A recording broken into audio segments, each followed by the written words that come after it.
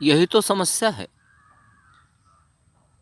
कि मनुष्य जीवन के महत्वपूर्ण एवं गूढ़ रहस्यों को समझ नहीं पाता।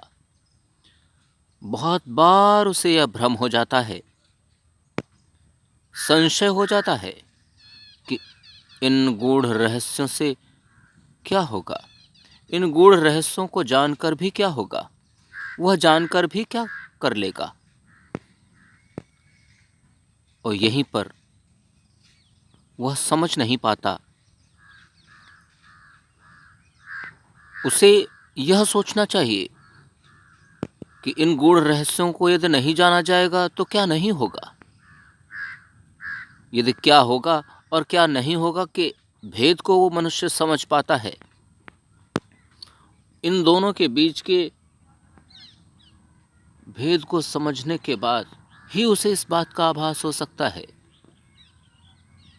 कि इनको समझकर क्या होगा और क्या नहीं होगा। अच्छा है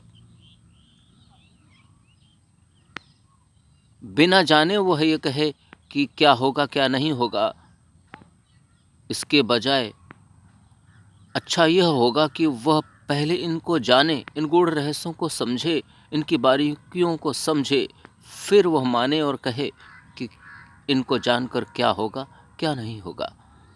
इसी भ्रमजाल में मनुष्य फंसकर अपने आसपास के बिखरे हुए बहुमूल्य रत्नों को खो देता है। जीवन के उन बहुमूल्य रत्नों को खोकर दिन रात वह सिप्पी और घोंघियों को इकट्ठा करने में लगा रहता है। उसे यह भ्रम भी रहता है, उसे यह भय भी रहता है कि कहीं उसका यह भ्रम टूट ना जाए। ना टूटना ही तो गलत है, उस भ्रम को टूटना चाहिए, जल्दी ही टूट जाना चाहिए। और मैं चाहता भी हूँ कि उस भ्रम को टूट जाना ही चाहिए। जब वह भ्रम टूट जाएगा तभी तो सत्य से मनुष्य का साक्षात्कार होगा, न्याय से उसका साक्षात्कार होगा, धर्म से उसका साक्षात्कार होगा,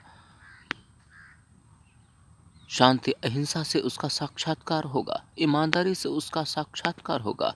जिनसे वो डरता है सच में वही उसके लिए महत्वपूर्ण है, सच में वही महत्वपूर्ण रहस्य उसके लिए बहुमूल्य रत्न हैं, जिन्हें वो समझकर ही नहीं, जानकर ही नहीं, सब कुछ जानकर भी वह उनको नज़रअंदाज करता है। और दिन रात मनुष्य इन नुकसानों को भी भुगतता रहता है। अच्छा हो कि वह इस भ्रम को तोड़कर, इस अज्ञान को छोड़कर, इस अज्ञान को नष्ट करके ज्ञान की ओर बढ़े और इन महत्वपूर्ण रत्नों को खोजे और उनकी वास्तविक आनंद की अनुभूति करे, उनके महत्व को समझे। तभी इस मानव सभ्यता की सार्थकता का आभास हो सकता है।